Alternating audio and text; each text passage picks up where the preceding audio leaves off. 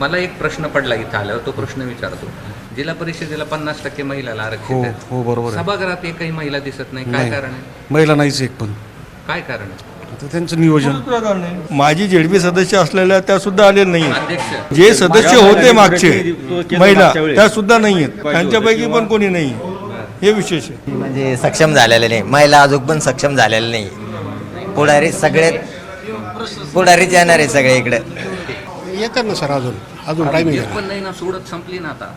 सोडत संपली आता, एकही महिला सभागृहात नाही. 50% जागा आहे. शासनानं जागोजागी नोटीस लावायला पाहिजे होत्या आरक्षणाच्या, त्याच्या नोटीस वगैरे लागल्या नसेल त्याच्यामुळे आणलंच नाही ना तुम्ही आणलंच नाही. तेवढं जागरूकता त्यांनी केलेली नाही. की महिलासाठी 50% जागा आरक्षित आहेत. सभागृहात एकही महिला का नाही आरक्षण सोडत? आहे ना, कुठे महिला दिसत नाही एक पण.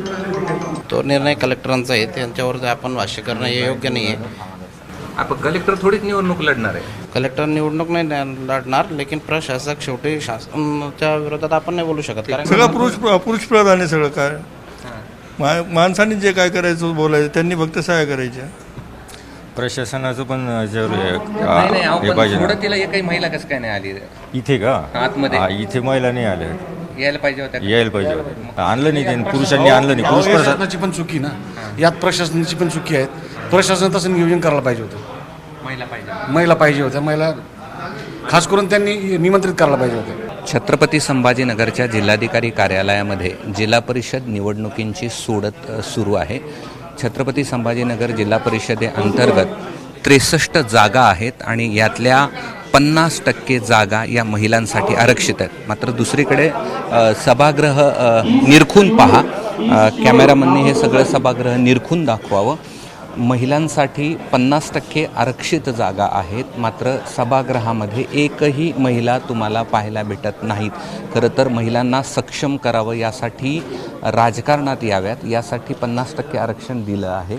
मात्र आत्ता पूर्ण सभागृहामध्ये एकही राजकीय महिला उपस्थित नाही.